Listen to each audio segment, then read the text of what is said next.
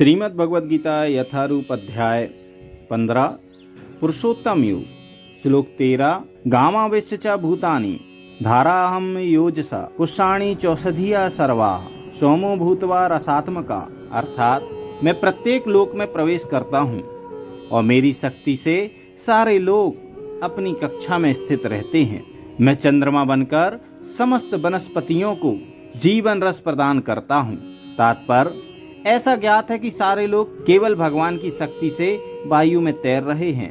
भगवान प्रत्येक अणु, प्रत्येक लोक तथा प्रत्येक जीव में प्रवेश करते हैं। इसकी विवेचना ब्रह्म संहिता में की गई है। उसमें कहा गया है, परमेश्वर का एक अंश परमात्मा लोकों में, ब्रह्मांड में, जीव में तथा अणु में प्रवेश करता है। अतएव उनके प्रवेश करने से प्रत्येक वस्तु ठीक सी दिखती है। जब आत्मा होता है तो जीवित मनुष्य पानी में तैर सकता है, लेकिन जब जीवित स्फुलिंग इस देह से निकल जाता है और शरीर मृत हो जाता है तो शरीर डूब जाता है। निसंदेह सड़ने के बाद यह शरीर तिनके तथा अन्य वस्तुओं के समान तैरता है, लेकिन मरने के तुरंत बाद शरीर पानी में डूब जाता है।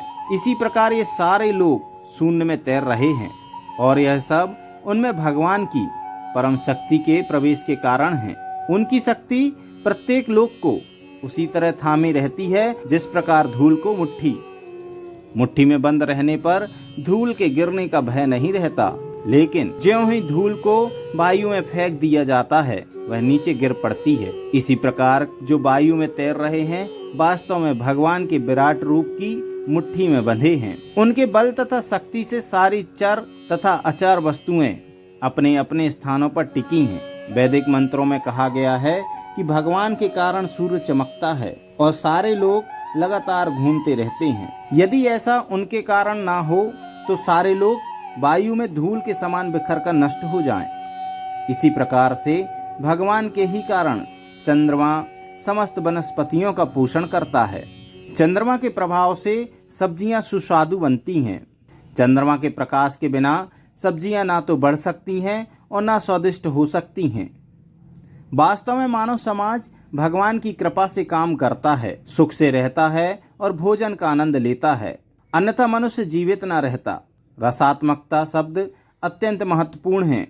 प्रत्येक वस्तु चंद्रमा के प्रभाव से परमेश्वर के द्वारा स्वादिष्ट बनती है।